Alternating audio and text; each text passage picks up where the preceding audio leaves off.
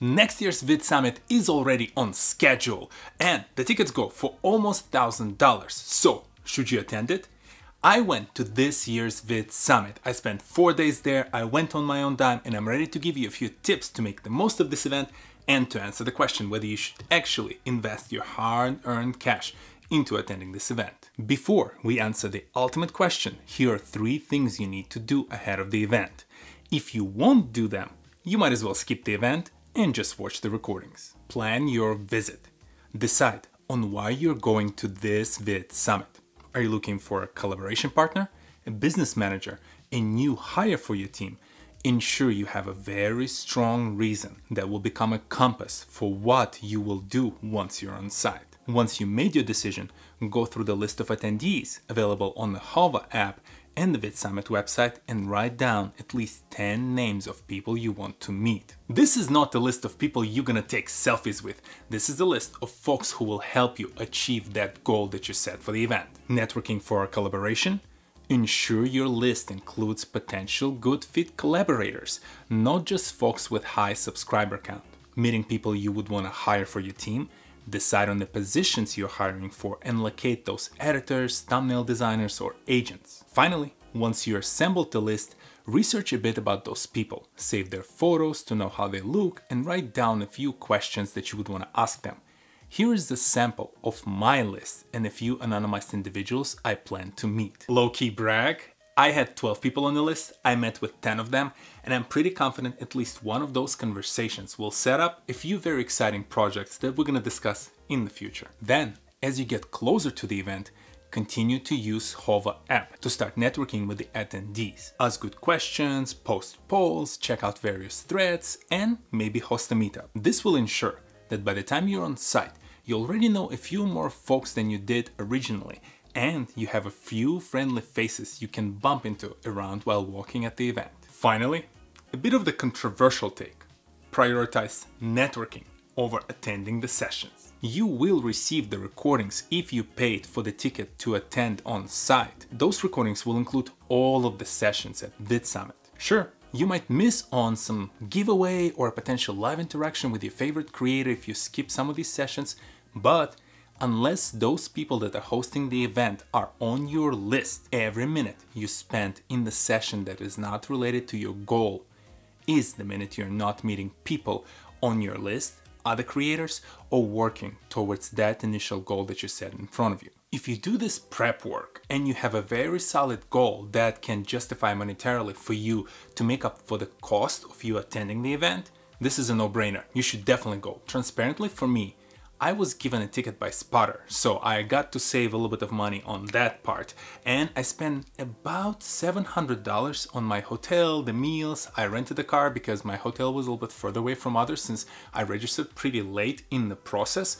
But when it comes to all these projects and conversations that I've had on site and the relationships that I created, they were well worth me spending that nearly $1,000 out of pocket to attend the event. So I was very happy with it, but for you, make sure you make that calculation. If you don't necessarily have a very strong reason to attend that will then generate opportunities for you to make up for the cost of the ticket plus the cost of attending, you're probably better off just buying the recordings. Now, for the rest of the video, I will focus on talking about a few opportunities to make even better event, and this is specifically targeted towards the VidSummit folks, so if you're a creator or someone who plans to attend, you can check it out if you're curious.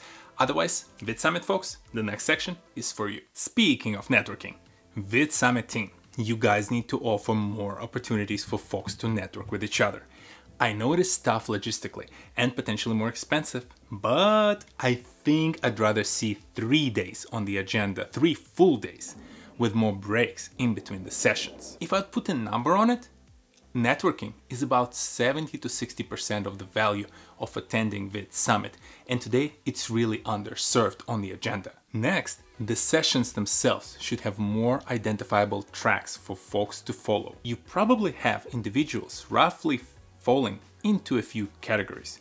Creators and creator teams who want to grow the viewership, creators and their teams who want to build a business, and likely industry professionals and other attendees who want to learn more about the future of the creator economy. And better more, the sessions that are within the same track should never conflict with each other on schedule. That happened a few times during the VidSummit that I've attended, which again is fine because you have a recording so you can kind of go and enjoy it afterwards. But from the perspective of attendee who would want to learn about both topics at the same time, you put them in a pretty tough situation. Finally, I'd introduce extra details to the badges to improve identification of the attendees. You don't have to redesign the whole thing. Introduce optional pins with contrasting colors that person can attach to their lanyard to identify themselves as a creator versus a business or supporting teams, and have pins or stickers identifying the genre of content the creator produces. I actually heard it from a few creators on site where some of them wanted to talk to other creators to talk about specific things that are relevant to actual content creation or growing the audience, but instead they would get stuck talking to, say, a brand representative who also had the similar attendee badge. So instead, having those tags or stickers or pins will allow them to quickly at a glance see, okay, this person creates the content in my genre, or maybe this person is from the type of industry specialization that I want to talk to. Maybe they're an editor or a thumbnail designer, or maybe they're a business representative like a manager or an agent who will help me achieve my goal. Where again, instead, today you kind of have to guess and you kind of have to enter the conversation that potentially might last 10 to 15 minutes.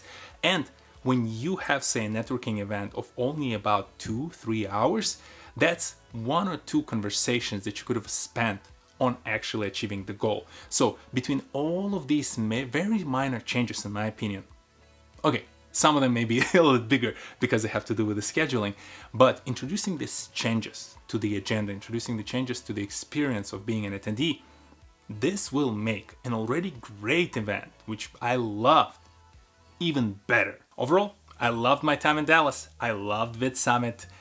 In my general proximity of people that I know, no one really cares about the creator economy, the content creation, any of these subjects. So it was amazing to be stuck in the same place for like 4 days with a bunch of folks who just also want to nerd out on the same topics that we all love. So every single conversation, every single interaction I had was just amazing. Like, I enjoyed it, I loved it, and it kind of was bittersweet leaving because I was like, oh yeah, like, I'm coming back obviously to my family and I'm coming back to my 9 to 5. Both are exciting. I'm gonna enjoy my time.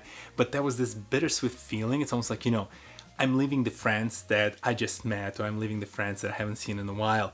And I know that very likely the next time I will have an opportunity to meet them will be a year from now, which is definitely the case because I'm 100% attending or making the best attempt at it to be there in October at the next VidSummit.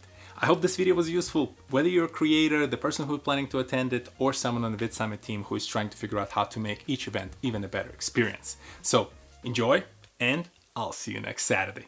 Peace.